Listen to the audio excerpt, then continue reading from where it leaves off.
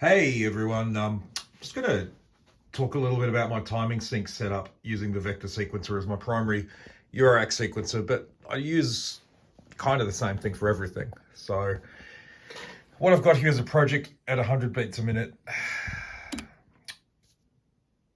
and each step is a 30-second timing. So it's almost like a 200 beat a minute project, but it just gives me a bit more space in which to do everything per beat.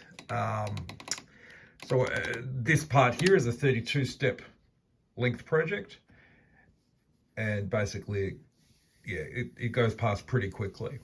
How I set things up is I've got my sync to RC24, so you go to the global page, you dial encoder 4, and you find what you want. That's internal sync, as in the internal clock, and this is the RC24.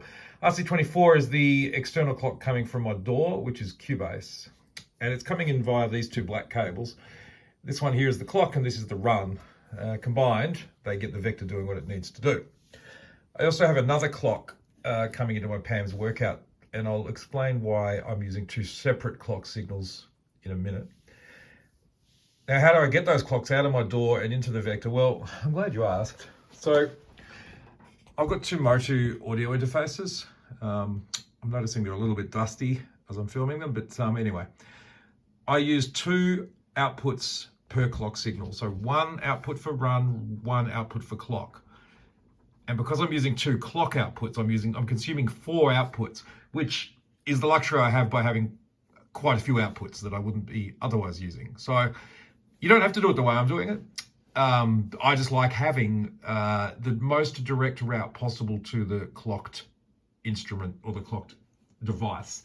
And because I clock both PAM's new workout and the vector, instead of having one route through to the other, I clock them individually. And that is to get the most direct route and have the least chance of introducing any other device timing issues by routing one to the other. I find it works, and so I'm sticking to it. And as I said, because I have those outputs available, there's really no reason for me not to do it. Now, interestingly, you can actually use headphone outputs to get good clock run signal. You'd have to get a splitter, like from stereo output headphone to two monos. It is important that they're dual mono from the stereo, and then you would plug them in separately. But I'm not doing that because I don't need to. All right, moving right along. How I do clock using my Totoro themed DAW is, this is my Expert Sleepers Silent Ways. It's a VST within it called SW Sync, Silent Ways Sync. And this is my vector instance of it. Now, these are my settings, yours may differ. And the reasons yours might differ is because every audio setup is slightly different, but I've got, the only thing I've really set is the offset to be a little bit forward at 2. And I did find it important to get the clock low in a slightly negative position, that's minus 0.360.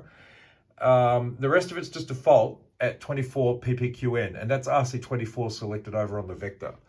So, ignoring PAM's new workout for a moment, what I've got over in my DAW is all 8 tracks ready to record. I've got the vector selected as it's not muted. I can mute it to stop the clock going out, or I can enable it. And I've got the SW Sync app or VST ready to go. So when I hit record, the DAW is going to just progress through till it gets to the next bar, and then the vector is going to start pumping out beats, or a beat.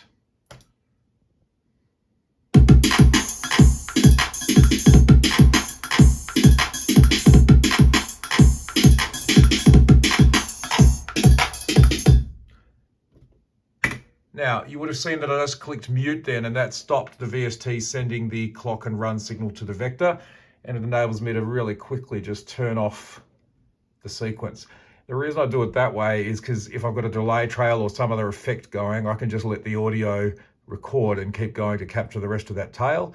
You can see, for instance, in that kick, it had quite a long run off to get back to 0. So what I'm going to do now is try and hold control. Oops. I need to hold shift. It's going to be hard. Just give me a sec.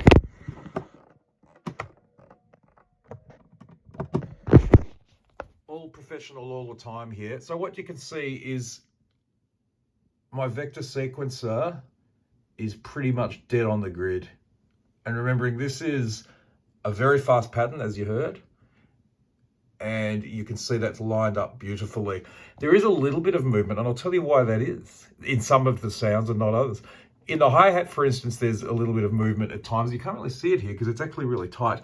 But my hi-hat source over on the Rossum here is 8 different samples. And when I edited them and cut off the silence at the beginning of the sample, I guess each one's slightly unique in that way, and the same with my longer sort of cymbal sounds. But as you can see, it doesn't seem to be apparent here. This is lined up just beautifully, in fact. Yeah, so that's how I run the clock from Silent Waves to the Vector.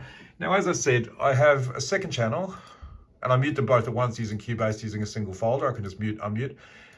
And I have a second channel with a separate instance of Silent Waves. And you can see, actually, these two are set up pretty much identically, which means I don't really need to run two. I could just mult it out if I wanted to and get it that way. I just run it this way because I can, but it certainly looks like I don't have to. Because the settings are identical on each one, in fact, it looks like the PAMs and the Vector are timing identically. And that would mean I could have just used a buffered mult over on the Eurorack to actually split the clock signal out. But I'm going to continue working this way because I like it. Working this way means it's really easy for me to just have the clock start and only start the Vector, or only start stuff that's connected to PAMs, which is labeled as general here. So let's just go back and have a listen to what we've got here. Now I'm going to mute the VSTs so that it doesn't start the Vector again, and I'm just going to hit go.